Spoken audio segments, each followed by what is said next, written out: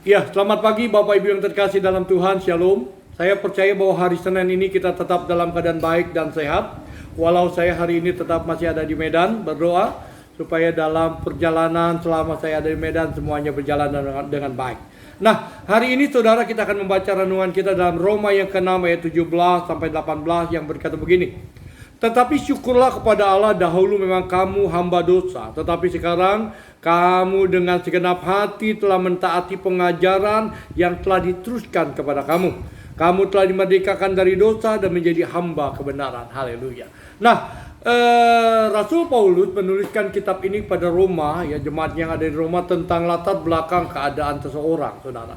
Kita percaya bahwa kita pun hari ini, kalau saya tanya, semua kita berasal dari orang-orang yang kurang baik lah bahasanya, ya. Kita punya latar belakang yang berbeda. Ada yang dari penjahat, ada yang dari preman, ada yang dari penjudi, bahkan ada seorang pembohong, ya, yang membohongin orang kerjanya. Tapi puji Tuhan, karena kasih karunia kita diselamatkan dan sekarang kita menjadi hambanya, bahkan kita melayani Tuhan, satu anugerah yang besar, saudara. Nah, di dalam pemilihan untuk kita hidup benar ini, ya, Rasul Paulus mengingatkan pada jemaat Roma betapa besarnya pengorbanan Tuhan, betapa dahsyatnya kasih setia Tuhan di dalam setiap kehidupan mereka. Makanya dikatakan, tetapi sekarang kamu dengan segenap hatimu telah mentaati pengajaran yang telah diteruskan, ya, kepada kamu, dikatakan. Jadi Rasul Paulus itu terus mengajar, saudara. Satu, kerinduan dia untuk bagaimana setiap umat Tuhan, ya, jemaat-jemaat yang dilayaninya dengan latar belakang yang berbeda, mereka akhirnya menjadi manusia ciptaan baru. Yang lama sudah berlalu, sesungguhnya yang baru sudah datang, saudara. Sehingga mereka menjadi manusia-manusia yang luar biasa, dan mereka menjadi orang-orang yang akhirnya bisa mengubahkan kehidupan orang lain di sekitarnya. Dan pagi ini, saudara, saya juga punya kerinduan yang sama. Kita punya masa lalu yang berbeda, saudara. Tetapi ketika kita ada di dalam Tuhan, kita sudah dipilih sebelum dunia dijadikan. Saya berharap juga kita tetap berubah dan menjadi berkat untuk orang lain.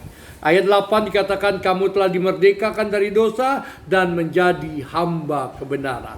Saya teringat, saudara, tentang satu kebenaran firman Tuhan, ya, yang dituliskan dalam Roma yang ke-12 ayat yang pertama. Ketika kita adalah orang-orang yang dipilih oleh Tuhan, ya, Tuhan katakan di dalam Roma 12 ayat pertama dikatakan, karena itu saudara-saudara, demi kemurahan Allah, aku menasihatkan kamu supaya kamu, dikatakan, mempersembahkan tubuhmu sebagai persembahan yang hidup, yang kudus dan yang berkenan kepada Allah.